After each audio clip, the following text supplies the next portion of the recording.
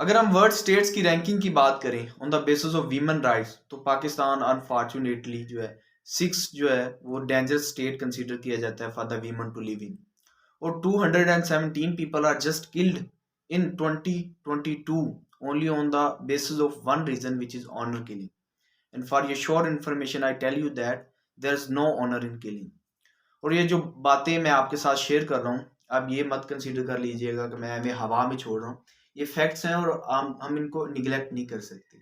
दी express ट्राइब्यून और रिटर्स जो हैं, दो इंटरनेशनल न्यूज़ एजेंसीज हैं जिनकी रिपोर्ट्स मैंने आपके सामने रखी हैं। और हम ये भी नहीं कह सकते कि हमारी किसी एंटी स्टेट ने इनको पैसे दिए कि वो हमारी इंटेग्रिटी ऑफ सिविल सोसाइटी और हमारी जो नेशनल इंटेग्रिटी है उसको अटैक करे और उसको नुकसान पहुंचाए। ये बिल्कुल फैक्ट्स हैं और जो इंटरनेशनल कम्युनिटी है उनको एक क्रेडिबल सोर्स के तौर पर कंसिडर करती है। और ये एक अनबायस्ड जो रिसर्च कम्युनिटी है।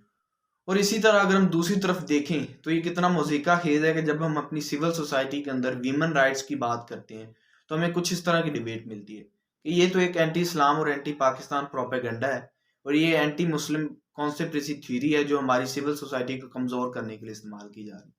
तो मैं आपको बताता चलूँ कि ये ना कोई एंटी इस्लाम और एंटी पाकिस्तान प्रोपेगेंडा है, ना कोई एंटी इस्लाम कॉन्स्पिरेसी थ्योरी है।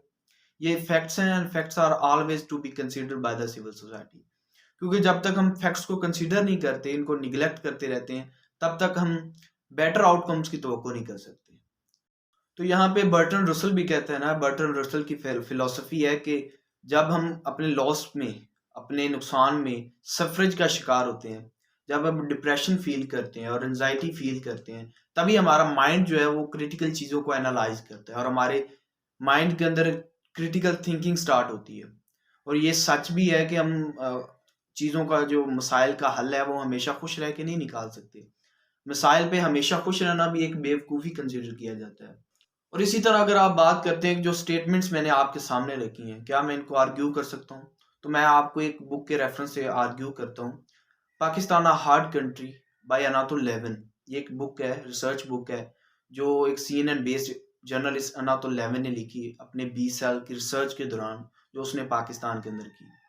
जो एक हमारी सिविल सोसाइटी पे, हमारी पॉलिटिकल सोसाइटी पे, हमारी एडमिनिस्ट्रेशन पे, हमारी हिस्टोरिकल अप्रोच पे और हमारे जो इस्टेब्लिशमेंट के मामलात हैं उन पे लिखी गई ये बुक है।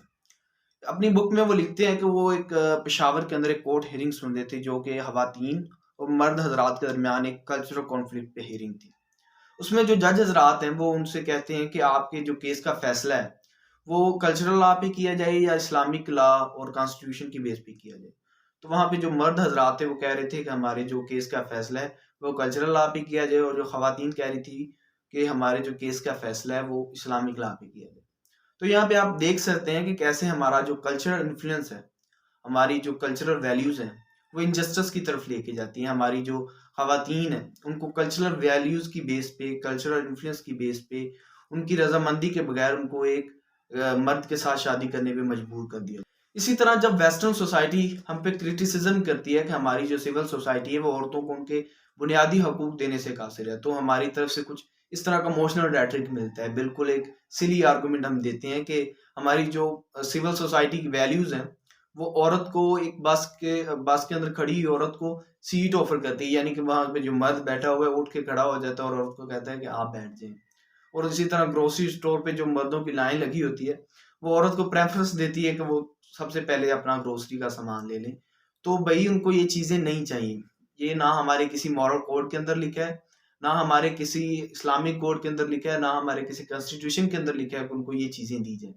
अलबत्ता हमारे मॉरल कोड के अंदर ये लाजमी लिखा है कि उनको राइट ऑफ मैरिज दिया जाए, उनको राइट ऑफ प्रॉपर्टी दिया जाए, उनको राइट ऑफ ट्रैवल दिया जाए, उनको फ्रीडम ऑफ एक्सप्रेशन दिया जाए, उनको राइट ऑफ डिसीजन दिया जाए।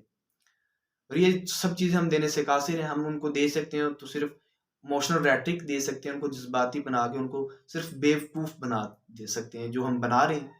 और ये this is what is happening in our civil society. और इसी तरह अगर हम पाकिस्तान के सबसे बड़े मसले की बात करें तो वो ये है कि हमारा जो पुअर पॉलिटिकल इंटेलेक्ट है और हमारे उलमाए हजरात का पुअर इंटेलेक्ट है, वो फेमिनिज्म की टर्म को हमारी सोसाइटी के अंदर नेगेटिव अप्रोच के साथ इस तरह प्रेजेंट करते हैं कि हमारी सोसाइटी को गाली के तौर पे लगता है। आज मैं उनके जो इंटेलेक्ट है उसको चैलेंज करता हूँ कि आप इसकी बेसिक डेफिनेशन को तो देखें, गूगल पे जाके इसको सर्च आउट करें कि आपको उसकी बेसिक डेफिनेशन का मतलब पता चले कि फेमिनिज्म का हकीकत में मतलब क्या है। तो feminism only means the advocacy of the women rights with the concern of equality of gender. यानी अगर आप इक्वलिटी ऑफ जेंडर पे आपका कॉन्साइंस है और आप ह्यूमन राइट्स और वीमन राइट्स पे बिलीव करते हैं कि आप मर्द और खवातीन के जो बराबर के हकूक पे आपका कॉन्साइंस है, तो that is what meant by the feminism. इसी का मतलब है कि आप भी फेमिनिस्ट हो। तो फेमिनिज्म को जिस तरह हमारी सोसाइटी गाली के तौर पे प्रेजेंट करती है और हम शर्मिंदगी फील करते हैं, ये कोई ऐसी बड़ी कॉन्सेप्ट थीरी नहीं है या ऐसी बड़ी बेअदब गाली नहीं है जिसको हमारी सोसाइटी कंसीडर करती है। ये एक बिल्कुल एक मॉरल और इंटेलेक्चुअल वैल्यू है जिसको हमें कंसीडर करना चाहिए। और it is the time to reconsider your ideas, और it is the time to reconstruct your ideas. ये वो वक्त है कि आप चीज़ों को रिकंसिडर करें, आप अपने जो आइडियाज आपके पुख्ता हो चुके हैं उनको डिस्ट्रक्ट करें, उसके बाद नए आइडियाज कंस्ट्रक्ट करें जो फैक्ट्स की बेस पे हैं, जो नॉलेज की बेस पे हैं। इन बेवकूफ़ियों ने जो आपके दिमाग को ख़राब किया हुआ है उनको साइड पे रखने की ज़रूरत है।